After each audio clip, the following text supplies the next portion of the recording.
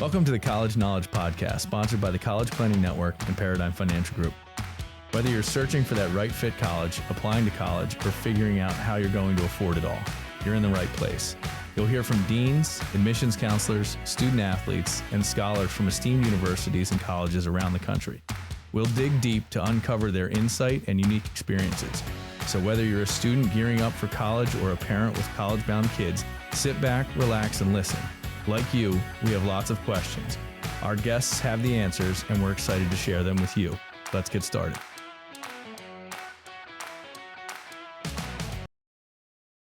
Hey, everybody. Welcome back to another episode of College Knowledge. I'm here with the most credentialed college player in the country, Joe the College Pro, Mr. Joe Kerns. And I am always pleased to be by a guy who's known to overanalyze a college acceptance letter or two, but he's our resident CEO, Mr. Dave Kozak. Today, we got another exciting show diving into the business side of college and college admissions, and we are going to get into it. Yeah. This is one you don't want to miss. You got it, because guess what, guys? Your dream school is a business. We're going to be getting into a few things today, starting with college yields. We're going to talk about admissions numbers, share some surprising stats. We'll talk about early decision. We'll talk about early action, regular decision, effect on schools' yield, tying it all together, how you can decide if applying in any of those fashions makes sense for your student. We'll wrap up and break down the wonderful world of waitlists, what that really means, and how they can be a secret weapon for colleges to hit their yields when things don't go their way. And we have a great guest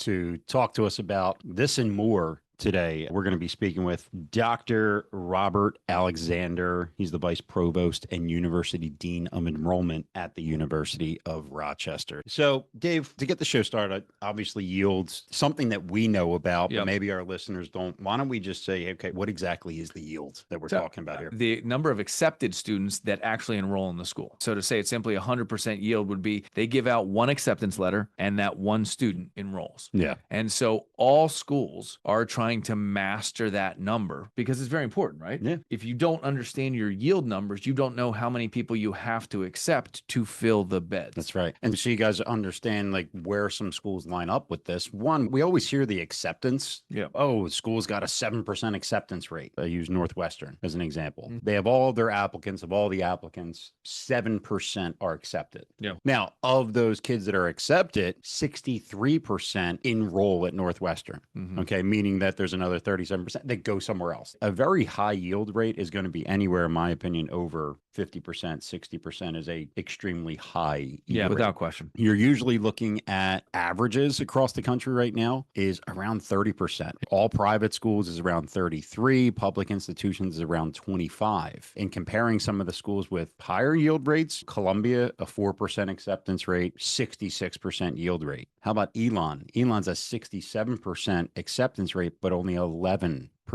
yield rate. So you sometimes can see an inverse there, right? The more students they accept, if it's easier to get accepted, obviously there's more students that are not attending that university. There's only so many beds that potentially can be filled. So and then the other thing I always look at is, and again, I think this is important when you are looking at schools from a building your school list, right? Obviously, what are the chances of getting accepted? But if a school has a very low yield rate, why are people not going? Or where else are they applying that they are considering to be a better school if they get in? So some of the schools with the highest yield rates, you're going to talk Harvard, Stanford, MIT, Yale, Columbia, Chicago, Brown. These are all 60 and above. You know, I mean, Stanford and Harvard are typically 80% or above. So very high yield rates. If you get accepted there, kids are going there is kind of where that falls into. Now, some of the schools with lowest yield rates, I mentioned one already, like Elon, University of Arizona, below 20%, Colorado Boulder, 20 to 25. Let's see, Pace University, mid-teens. And these are some good schools. Yeah, very good. But again, that's where if you're interested in these schools on a college visit, that's a tough question. I'm asking, hey, I happen to see that your yields is around. What is causing students to choose another school? Is it the price too high? Is it that you guys don't offer enough aid? They're getting a better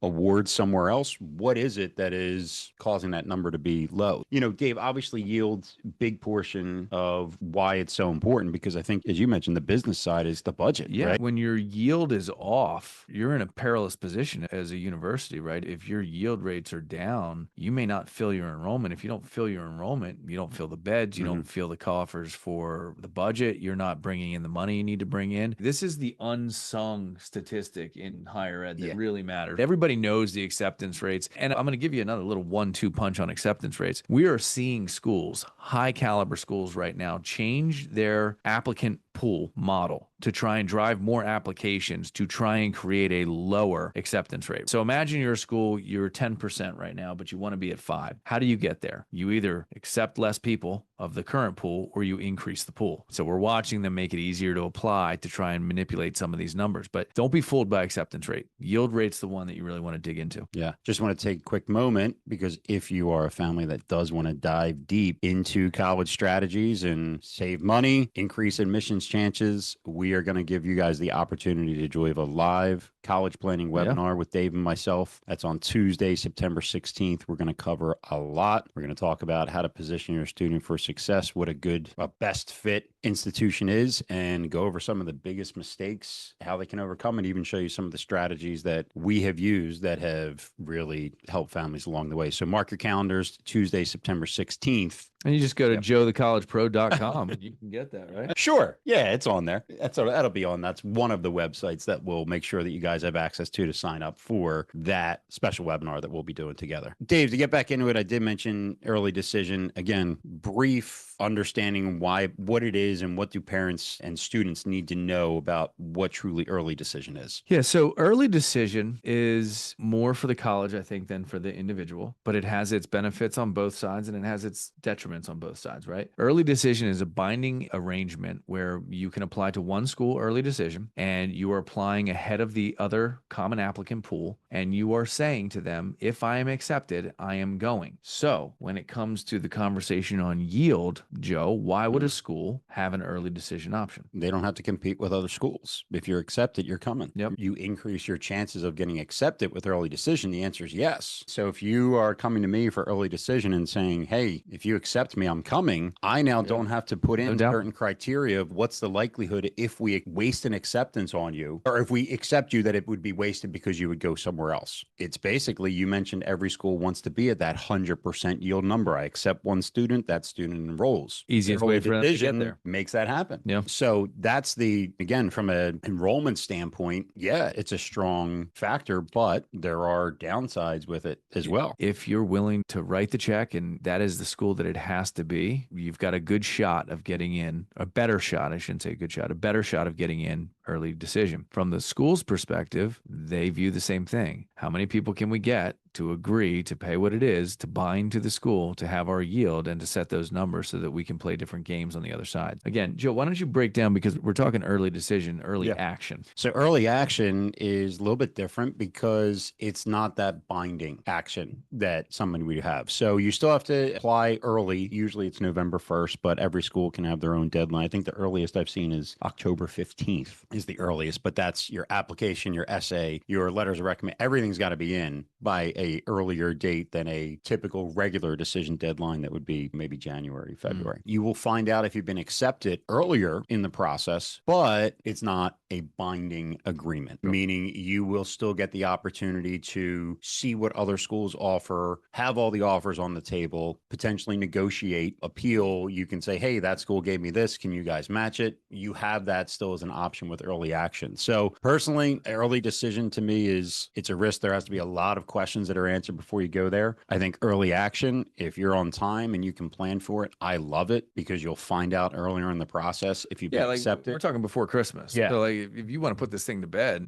the benefit you get is you don't have to commit until you understand the financial aid package. Yeah. And then that's a huge factor. And we're going to ask some questions on that later in the episode to Dr. Alexander about how that works at his school. Yeah. And then you have regular decision, which is, I always kind of say, like, there's a pile, admissions officers go through those early applicants, whether it's decision or action. You're either accept in those pieces or you're deferred. So your application now goes in with the rest of the students that did the regular decision piece. And then from there, you find out if you've been accepted, rejected, or waitlisted. It's a process that you go through, but regular decision later. But you're also putting yourself in the pool where obviously the yield for the college, the lowest yield comes from regular decision applicants. And again, realize that yield is something the schools want as a high number. So just put 2 and 2 together there and realize maybe what is good and bad. Yeah. Talk about the business end of college. Business end, do you want to be in the bucket of kids that has the lowest yield? Joe, is it fair to say that early decision is like getting engaged on a first date,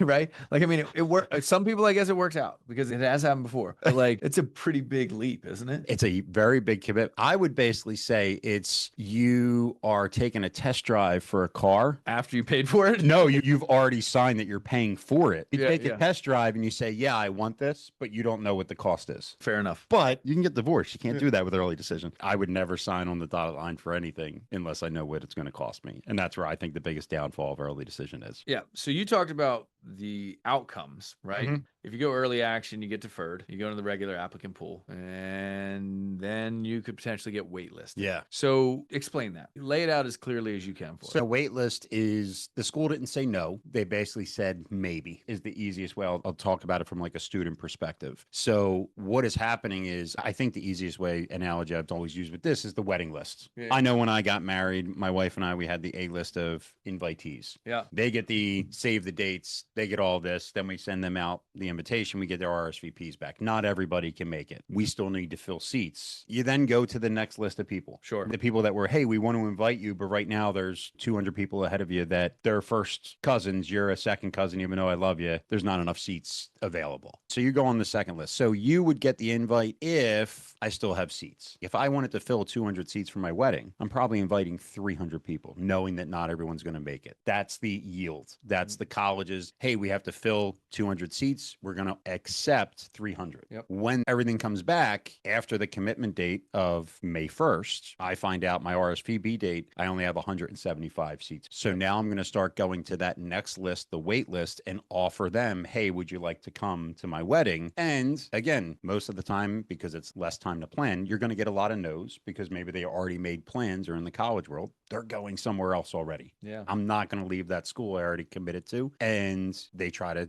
then invite kids off a wait list to fill their beds or fill the seats at the wedding. So the yield side of it is typically almost like an insurance policy from an enrollment management standpoint. Yeah. Like you mentioned Syracuse earlier. Hey, we have to fill these beds. We have to accept this many students. If those numbers are off, we got to hope that we had enough kids on the wait list that will come, not go to the other school they already committed to fill the seats we need. And if you just take a minute and extrapolate everything Joe just went over, and you think about the concept of the business end of college, you now understand why it is so important for a school to really master yield, which means demonstrated interest, which means all of the things that they can do to get an edge to know whether or not you will come if offered acceptance. Because if not, they then play the catch-up game. Post-decision day, they're going out and trying to recruit that last bunch of people to get them in. And for a lot of people, they've already committed to a different school. They've sort of put this one past them. It feels a little bit like, wait, I'm second fiddle here. You know, it's a business. They are businesses. And I intend to ask some of these questions to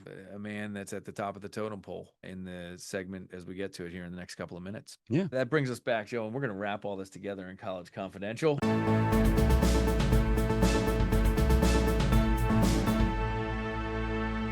Very recently, actually, it was this past week, we've talked before about class action lawsuits against some pretty big name schools. So this one was against 32 elite colleges, but specifically on the topic we just talked about with early decision. Ooh, yes, sir. Plot thickens. So the complaint is basically being filed by 4 current and former students that the university openly participated and are still participating in practices that entrench patterns of inequality of access while inflating the price of attendance.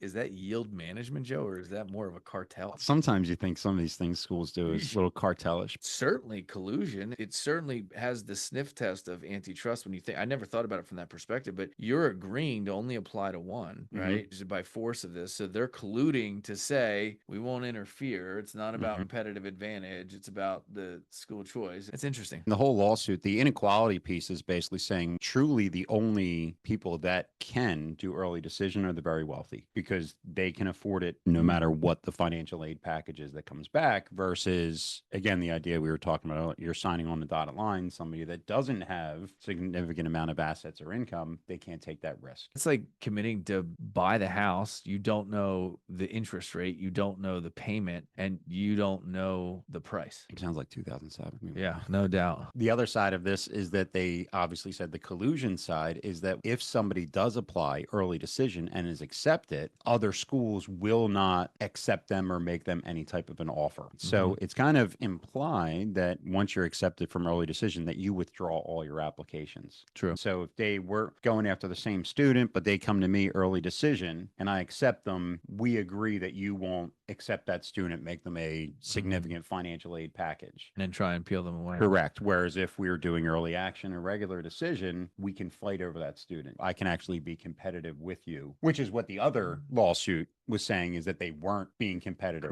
with each other. So you get these two lawsuits mixed together. That's an interesting little take on where higher ed is at today, especially at some 32 of the elite schools that we're talking about right now. Is it unfair or is it smart business? I mean, I think part of it is, and I guess the question of legality, I'm not asking the question of legality there. We have to keep that in mind too, because from an antitrust standpoint, that seems like it has teeth. Ethically. But yield-wise, it's a winner for the schools, no doubt. Oh, sure. As far as the understanding of all of it, I think, again, where I go is from a place of you got to do your research. Yeah, no doubt. Don't be somebody that is trying to file a lawsuit against somebody that if you did some research, you may have done things differently. Yeah. Again, when I look at this and say there's students that are suing the school because of a reason A versus reason B, were you not aware of that beforehand? The article I talked a few weeks back about the student at Princeton, that they didn't give them enough money. Yeah. And they said, yeah, I assumed that they were going to do this. I assumed they would give me more money next year when they saw I couldn't pay. I'm like, you don't get the right to badmouth everything if you should have just done some research and know what was ahead of you. Yeah, I agree. Like this piece, the early decision, you just have to be knowledgeable about what is potentially ahead of you. And then you can't say, I'm willing to do this and this, and then cry about it when you just didn't do it. Give and take. There are some pieces that I don't like the fact that if I really want this student, I agree that I'm not going to try and poach them, or if I do make them a full ride offer, that they can't back out of an early decision piece. Why is it not more like a verbal commitment from an athlete's perspective? Agreed. All right, Joe, let's introduce our guest today. Yeah. We're very honored to have Dr. Robert J. Alexander, the Vice Provost and University Dean of Enrollment at the University of Rochester. He oversees admissions, financial aid, and enrollment management. Dr. Alexander, thanks for coming on the show. My pleasure, gentlemen. Thanks for having me. Always like to know a little bit of backstory. Tell us how you got to where you're at today. Yeah, this was not a lifelong dream. A first-generation college student, and the attitude that my parents had about the priority that education needed to play for my sister and for me. When I look back, it's probably no accident. I had some amazing educational opportunities, some great scholarships to a fantastic and transformative high school experience, and then a great scholarship to college. Like lots of first-gen college students, I thought there was a pre-med pathway in front of me. That ended up shifting, and through a college job on campus and the recommendation of my campus job supervisor, who said, you've got the right skill set. You'd be really good. There's an opening in admissions. You should check that out. And thanks to that advice, I fell into my initial job in college admission counseling, representing my alma mater, and had some amazing mentors along the way who really helped me understand so much more than just admission, but grow into enrollment management. So that journey started at Tulane University, where I worked in admissions before, during, and after Hurricane Katrina. We could probably spend a whole episode on that story, but a lot of lessons learned. And the recovery afterwards was pretty swift and pretty substantial. And that afforded me even greater opportunity as a really young professional to grow into a senior leadership role. So again, an opportunity for real mentorship from the president who hired me out at University of the Pacific in Northern California, a fantastic comprehensive liberal arts and science and music institution. While there, had the opportunity to do the higher education leadership doctoral program at the University of Pennsylvania. And at that point, I knew that my entire career was going to be spent in higher ed and really wanted to understand it. It was a cohort-based program with tons of other professionals that I maintain really strong connections with. So I've spent time at Ivy League places, more regional, a small liberal arts college, Millsaps College in Jackson, Mississippi, and now for the last 5 years at the University of Rochester, a really special place with a great legacy legacy in innovating in admissions in a really student-centric and access-oriented way, a place that has tons of dimensions of diversity and layers to who we are as an institution and the kind of students we serve. And it's a real honor to be there and try to steer our enrollment strategy through what was a turbulent time when I arrived during COVID, and now a lot more turbulence that continues in our education environment. So a couple of cool takeaways, as always. If we've done 170 episodes, 168 of them start with mentorship. Every single, whether you're a professional in higher ed, whether you're an author or a doctor, all the people we've interviewed at some point or another, the mentorship is huge. And I just want to reflect for everyone listening, when you go to college, finding a mentor in higher ed, it's just an astronomical asset. It can guide everything. It can be the best advice that you get. We've had multiple people in your shoes. I'm going med. It's going to be that way. And someone saying, listen, you've got some chops here. And I also want to make a comment because you're very humble in your educational experience, but you have 2 degrees from Tulane and a degree from the University of Pennsylvania, right? So PhD from University of Pennsylvania, MBA from Tulane, and a BS from Tulane. A very high quality education across the board. None of those schools are slouches by any standards. And now you're at University of Rochester, which I'm proud to say that we sent a pair of twins there this year. And I had a couple families too. Yeah. So you're doing something right because we're in Philadelphia and it's got some notoriety down here. Yeah. So one thing, being a first generation student, and you mentioned that your family education, very important. Now you've been in this role. I'm curious, what are maybe one big thing that you wish your parents knew about the college process that they didn't know then? I was the younger sibling, and I think they learned a lot going through it with my sister, but they didn't try to control it either. Okay. And I think that can happen sometimes from parents who think they know everything, and sometimes from parents who know they don't know much and they didn't go through it, but they're still really trying to be in that driver's seat. This process works best when parents are in communication with their student, but where they're really sitting in that passenger seat, offering some navigation and really some support. I say it's just like a road trip. You want the parents there to tune the radio, find the directions, and make sure there's good snacks and hydration available. But letting the student set the course and work with professionals at their school or counselors like you, that's when it's going to work best. And thankfully, my parents knew to do that. 2 sage pieces of advice there. Number one, I have, on more experiences than I can count, had a parent walk up to me and say, wow, we've got to do applications. And I was like, we've got this, not your job.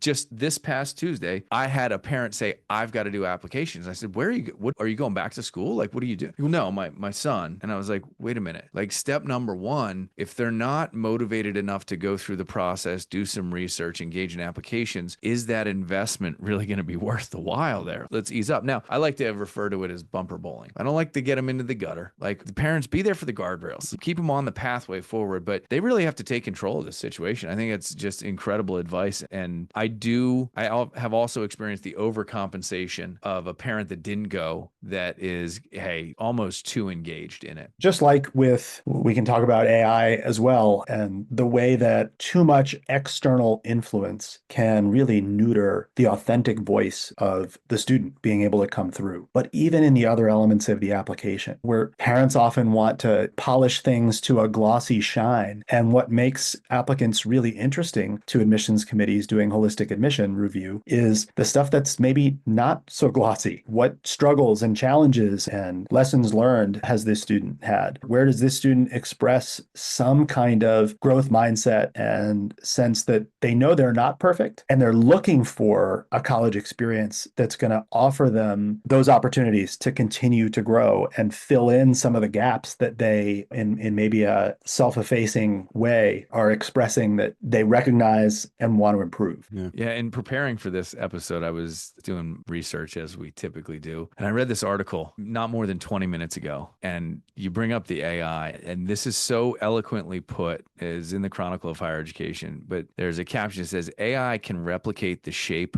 of a personal essay, but it cannot feel the heart of being seen. It goes on. It says, I don't fault students for wanting the help writing about your life, especially difficult parts of it, is exhausting. It's often cathartic, yes, but also demanding and destabilizing. I worry that when students hand off the work to a machine, they forfeit something essential: the self-knowledge that comes from shaping a chaotic experience into a coherent personal truth. This is part of this conundrum that you guys face, right? In the college personal statement, personal essay. How do you guys manage that? Because it is hard to tell anymore, right? What do you guys do and look for? Like, how do you manage that? Yeah, I think it's a mistake to try to spend a lot of time and energy doing detection and trying to be punitive about it. So instead, it's really working with our own counseling staff and across the profession, colleagues like you, to spread that message that the student's authentic voice, particularly if it is imperfect, is actually going to be more resonant when we're shaping the class. We do not want 1,200 perfect automatons making up our class. We want not one perfect student replicated 1,200 times. We want the perfect class of 1,200 highly imperfect, very irregular shaped students who are going to fit together with gaps and overlaps and interesting complements. That's what's going to make a really dynamic learning environment for each and every one of those students. You don't learn and grow when you're completely comfortable and when you're surrounded by individuals who are just like you, who are thinking the same ways and experiencing the world in the same ways. The learning that I see happening at places like Rochester is because of the friction might be the wrong word.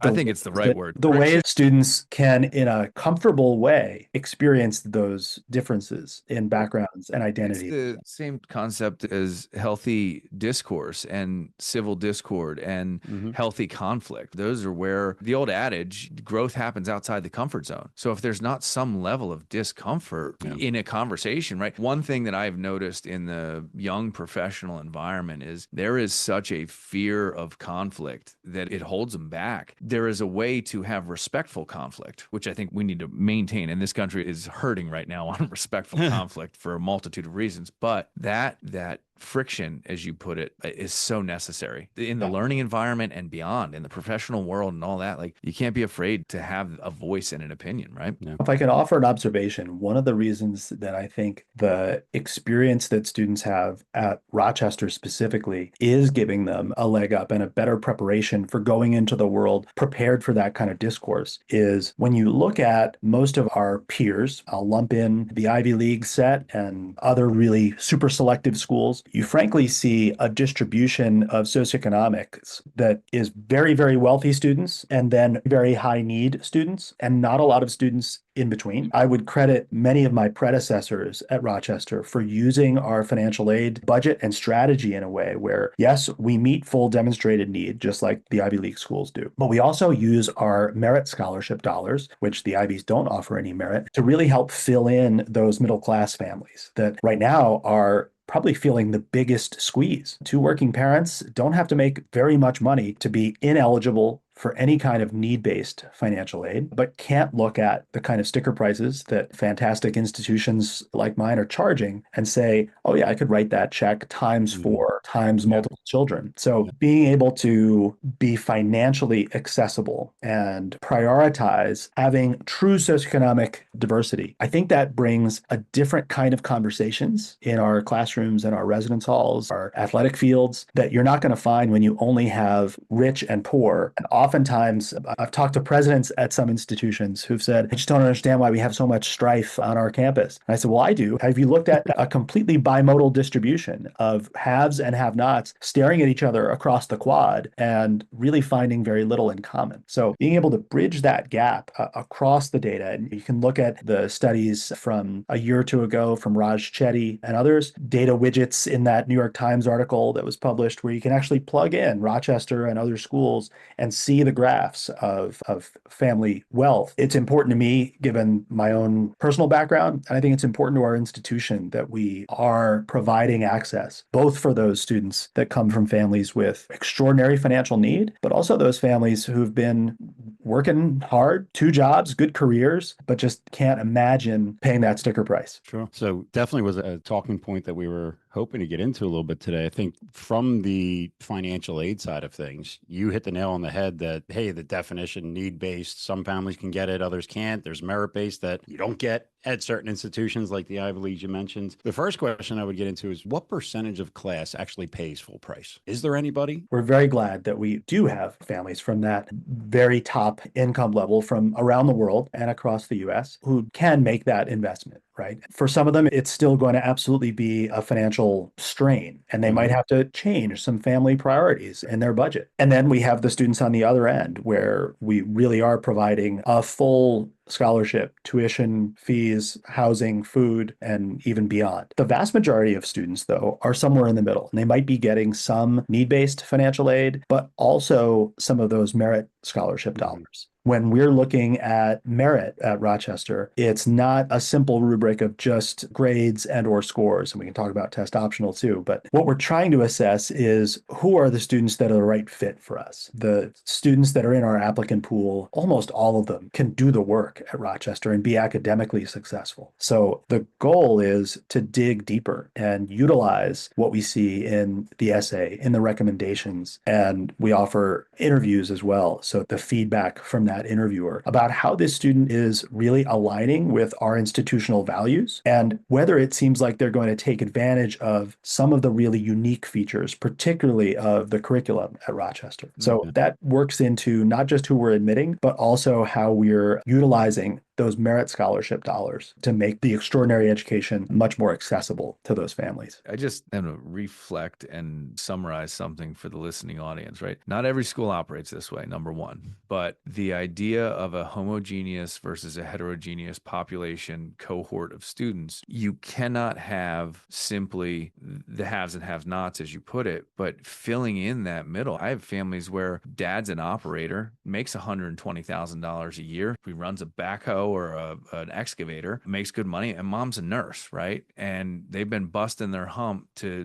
do everything the right way, but they're still not writing a check for $80,000 comfortably. So you start talking about, okay, maybe there's a little need there and they're going to get a $10,000, but you throw another $20,000 or $30,000 in a merit scholarship for a family that worked hard to ensure their kid had the opportunity. It's a needle mover for the family itself, but man, the wide range of opinions and conversations that can happen on that campus is extraordinary, right? I know it's never enough, right? We feel like we're doing a good job, probably better than most institutions, but at the same time, I know for every one of those families, it's going to feel like a stretch and they're going to have to rearrange some budgetary priorities in their household to make that investment. But I'll tell you, so many American families will take out a loan to buy a car. And the minute you drive that car off the lot, it begins to depreciate. The more you use it, the less it's worth. A college education for your child, the more they use it, the more it's worth. That is an asset that will appreciate over time. It's certainly the most important investment that my family ever made in me. And that includes then the investments I made in myself in those years of the MBA and the doctoral program, utilizing the federal student loan programs. But they have afforded me really the opportunities to live the American dream that for so many people does seem out of reach. But I'm grateful to the sacrifices that my family and that American taxpayers made to help me get to where I wanted to be. And now I get to spend my time helping other students get there. So for us at Rochester, 75% of our incoming students typically have some form of financial aid, and 23% had merit-based aid that exceeded their need or they didn't have need. Yeah. It's a balancing act, and it's a careful balancing act. You know, at a university like mine, we've got three main sources of revenue that keep the place humming and allow us to make continued investments. We've got federal grant dollars because we're a research institution with hundreds of millions of dollars in research funding every year. Then we've got the dollars that come in from our hospital and medical center, and that's a huge enterprise across upstate and Western New York. So the clinical enterprise is a real contributor. And then we've got tuition revenue. So that's the mix. I've been in institutions where the tuition revenue is the only source source of funding for that institution. And sometimes that means making some even more precarious decisions. We've had conversations on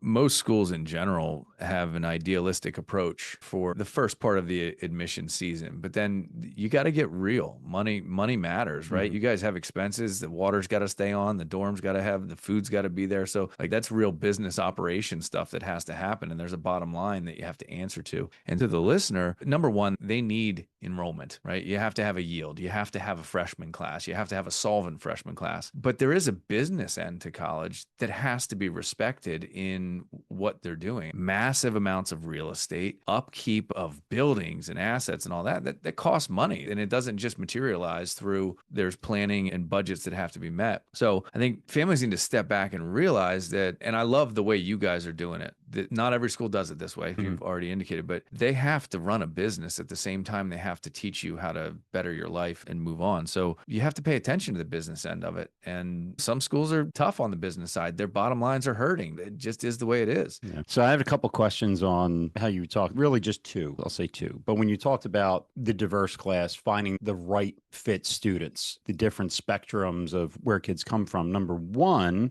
does somebody's financial background have anything to do with admissions in your world? Is it saying, hey, we would be accepting too many students from one social class, one on the spectrum? Does that play any factors that parents should need to know about? Very few institutions in America is admissions totally need blind. Those tend to be institutions with extraordinary endowments. At places like the University of Rochester, we have the luxury of being able to meet the full demonstrated need for every student, but we are need aware in how we're shaping the class and intentionally trying to ensure that we're using a limited financial aid budget across that entering class in a way that is going to bring in some full need students, some moderate need students, some low need students, and some no need students, and shaping that class so that we're going to achieve all of the kinds of institutional goals that we have. And that's the real challenge of enrollment management. We're balancing what are, in some respects, can be competing priorities. That's the fun of things as well. So at some places, their challenges are trying to balance across different academic programs. At Rochester, we don't have that challenge because of the uniqueness of the curriculum. The open curriculum at Rochester means we're not admitting differentially if a student says they're interested in business versus a student who's interested in English, because every student comes in with the ability to explore across the entire curriculum. But we do have a whole host of other factors that we're trying to balance out. And part of that is understanding not down to the individual applicant, but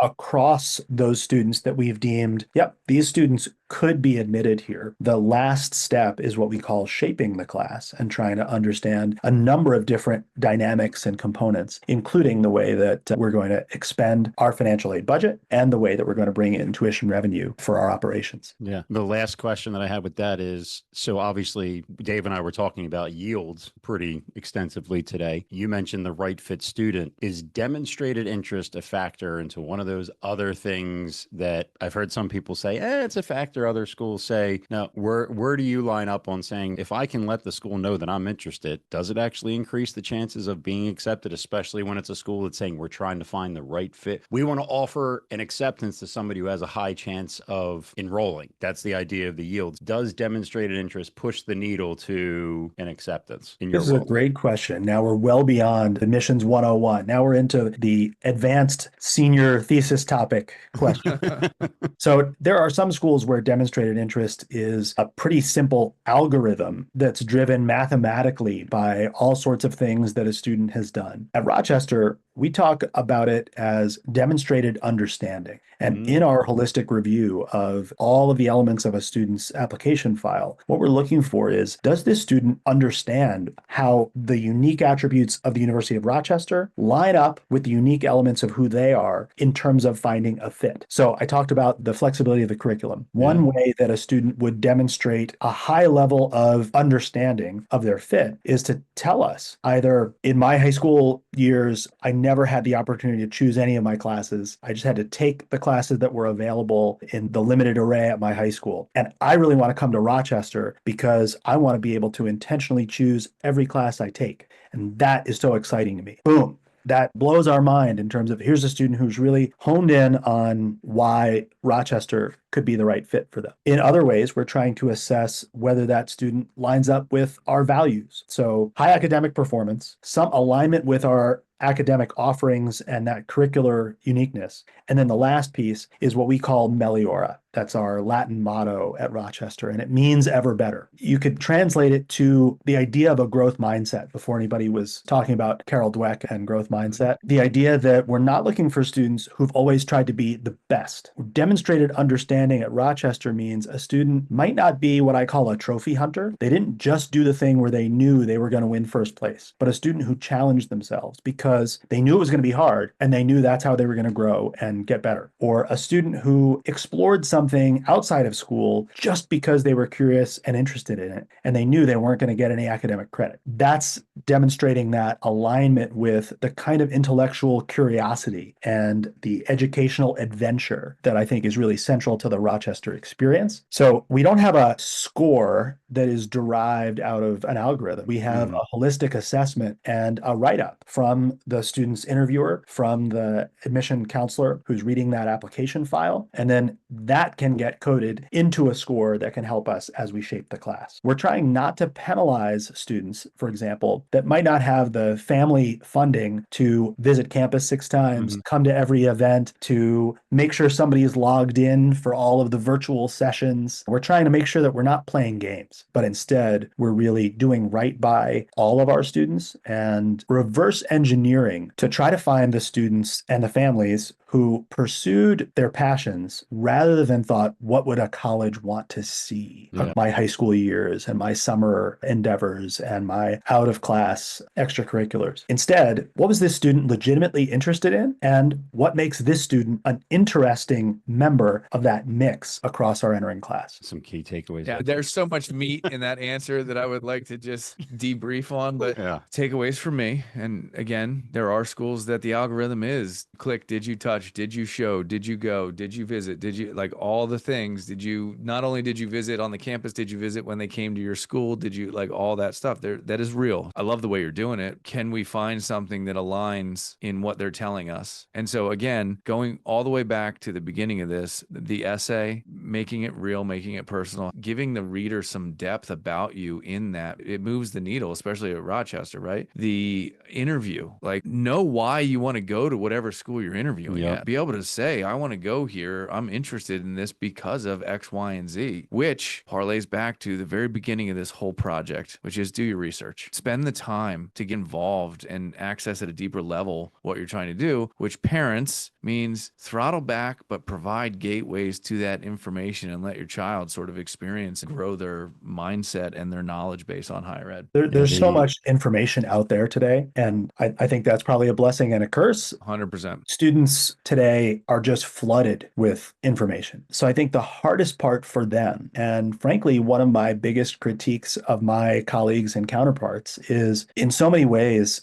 colleges and universities that are very different from each other are all saying the same things. And it must be very disconcerting for a student to hear from huge state college X with football games on TV every Saturday and tiny liberal arts college in their home state, both saying, we've got close personal attention from faculty members who care and small class sizes. And what I try to reinforce to my whole team is you got to tell them what's truly distinctive about the Rochester experience. You don't go to a restaurant because they say, we serve really great food and we're going to have a server who's at your table and attentive. Like that's the baseline. That's what every restaurant is going to offer. And what's unique and compelling about this restaurant and what kind of experience I'm going to have. For us, we have the luxury of having some real distinctive. It's on us if we're not vocalizing that and getting that out there, whether it's in our visual imagery, our social media, our admissions presentations. So that's what I hope we're doing and empowering students and families to understand whether they would or wouldn't be a good fit for Rochester. And the number one tip I give to families that are about to go visit a number of colleges is ask this question. Tell me what kind of high achieving student is the wrong fit for this school. It may stump some admissions counselors out there that aren't well trained in understanding the distinctives for their school. But I feel pretty confident that everybody at Rochester could knock that question out of the park, because it's easy for us to say we don't admit some really high achieving students who aren't showing an alignment with our values, who are clearly that kind of trophy hunter student that's always done the easiest thing to get them to a grade of A plus and superlatives in extracurriculars, but they don't have depth.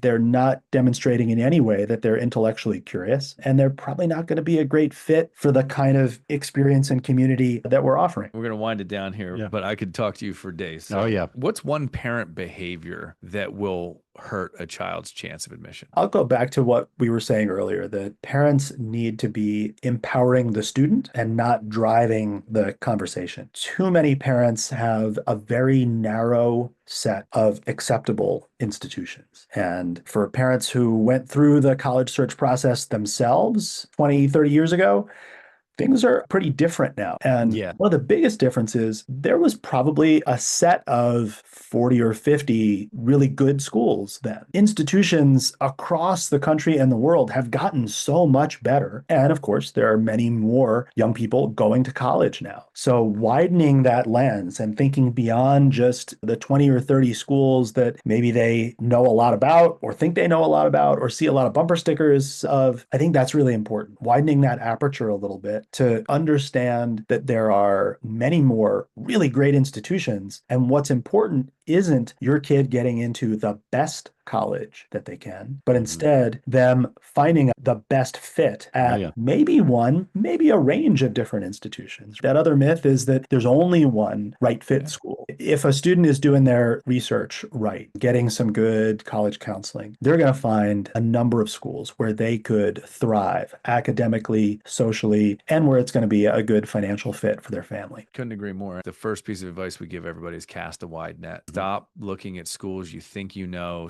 Get the bias, whatever bias exists, out and take an organic and it comes at you approach to it. Learn, okay, dismissed. Why is it dismissed? Have good reasons for dismissing. Have good reasons for going. I get tired of the people say, oh, I just want to go so I can go to football games. Okay, the football games end and you can be a lifetime fan, but how are you going to afford tickets when you don't have a job? Let's be realistic about it. You're hitting the nail on the head, what we always preach too, but the idea of fit, not fame. Find the right fit. And going back to that demonstrated understanding, if you're a parent in this process, and let's just hypothetically say that your child comes and says, this is the school I want to go to, and you've never heard of it before, but you ask the question why, and someone can give that understand, well, this is why, because I'm this type of person and this lines up with this, the way that they teach lines up. And by the way, mom and dad, it's not going to sacrifice your retirement. What parent would be upset with that as the proper answer, right? I think that's the end goal that we want to get. The kids giving that. They're driving the bus is why you used another analogy. I always say that you're driving the bus, your parents, you're a passenger, you know, the bump, whatever it is, like you might be a little bit of directing, navigating, but they're the ones driving. The mindset has to be that the college search process is a match to be made, not a prize to be won. It's a time to kind of be selfish, right? And not think about others, but think about what's right for that individual student.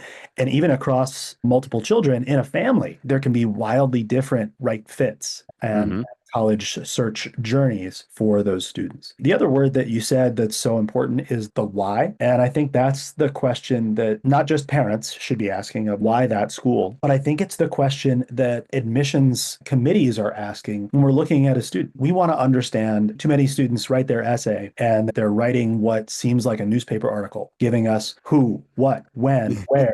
We don't care about any of that. We want the why. I helped a couple of my own goddaughters as they were focusing on their essays this year. And the first draft typically had 4 paragraphs of who, what, where, when, and 1 paragraph that touched on why. I said, we've got to flip the script here. You've got to give a really quick set the scene in that first paragraph. And then I want 4 paragraphs detailing the why was that activity important to you? Why was that relationship formative, and why is that going to make you an impactful student on the college campus that you choose? Yeah, and just even the way you just structured that, when we read the why in an essay, we can tell far more about you than just that story you're telling us. You can understand the motivation of an individual. You can understand the impact and the personality. This moved me because, like, now I know what type of stuff moves you. Now I can start to dig into psychology, which is, again, I want to reflect back. You do have a BS in psychology, a master's in business, and a PhD in higher ed and enrollment. Like, what a great combination of education to be in this. So kudos to you. Well done. I loved our time together today. This was golden nugget after golden nugget. I hope the parents got as much. And I always say, if I'm getting a lot out of these, man, parents, this is great stuff. Yeah, and I have to tell this story. My kid's first nanny is a dear friend of our family. I have 4 kids, by the way, so the nanny job is a real job. And she graduated locally and went to University of Rochester. And I didn't really know about it until I researched a little bit. She's one of my favorite people, by the way. And she is in the hospital system around here, and she is now at director level 3 years out. It's a full circle moment. So I love what you're doing. I used to say there are schools out there that set trends and build the new sort of modal of doing things. And I think you guys are doing that. So awesome work. Thank you very much. I hope some of your families will reach out, get to know us, and come visit us on our beautiful campus in Rochester. Awesome stuff. Great interview. I can't thank you enough for your time, everybody. This is insight that you don't get, right? This is the whole reason for this show, is to give you the behind the scenes look, and where better to do it than the man that runs it, Vice Provost, University Dean of Enrollment, University of Rochester, Dr. Robert Alexander. Thank you so much for being on the show. Thank you so much. All right, everybody. Joe, Man. How about that? What? Talk about insight. What an interview. Yeah, he didn't shy away from anything. Nope. And That's about as candid as we've heard. yeah, and golden nugget after golden nugget. Yeah. And I sometimes, look, it feels good when somebody in a position like that is almost like he saw our show and was stealing our stuff. Yeah, You know? that's awesome. The idea of the social academic, and it's affordable. I thought it was great. The idea of how Rochester looks at their admissions process was huge. My big demonstrated understanding, my God, that was just a different terminology, but how impactful that was to go, that's what you would want a school to know. Like how much you understand about what they're offering and why it's such a fit for you. Man, that was powerful. And in between the lines, he talked about how there are schools where the algorithm is the algorithm, demonstrated interest, that where, that not all schools can do what they do. Not all schools look at it the same way. There's just so much great information in that. You can tell, number one, he's a student of this. Number two, he is trying to rewrite how this is done. And I think Rochester is doing a tremendous job in supporting that mission. I loved the fact that he talked about need blind so openly. Yeah. I can quote him as saying very few schools are really truly need blind. Yeah. He admitted they're need aware. And so it exists, guys. We're not making this stuff up. Right. Like, we've interviewed, 170 people at this point on these subjects, and you have to consider the business end of college. I think he just solidified that. Yeah. Not in a bad way, but don't bring a knife to a gunfight. Don't just assume that it's all for the betterment of you. Yeah, I think a couple other key takeaways for me was, again, the role of parents. I've said it before, the kids got to drive the bus. It's not 100%. You mentioned, I think, a good analogy too. The bumper cars is a good way to be there. But I also think that another big takeaway for me was the why in the essay. Oh, huge. Hitting it. So many kids write it like a news article, who, what, where, when, and they miss out on the why. I thought that was, again, another key, great little nugget that he dropped. But just overall, from the business side, enrollment management, pointing out how some schools do things differently. Some schools use that demonstrated interest as a number. It's an algorithm, and you get a score in that. They use it, but it's not the end all be all. But yeah, definitely some interesting takes there as well. I was blown away by how much willing to share. Yeah, him share, but also it's great coming from somebody that is literally has to live it, has to do it, has to manage it. It's what he does for a living. So it was fun for me today, because this is the type of episode that I love, that this is some of the info that gets out to parents, not just coming from us. This is what makes this show all worth it. It was an episode like that. So this one was great. If you haven't watched it all through, man, listen to that interview. That was amazing. Yeah, as always, thanks to our sponsors, College Planning Network, Elite Collegiate Planning, Paradigm Financial Group, Joe the College Pro. You got it. And then tune in to our show. We'll be back again next week with another great episode on the horizon. I know we're probably going to be getting into some financial aid stuff as that season approaches. It is upon us. That's all we got for today. So until next time, guys, stay safe, stay sane, stay strong.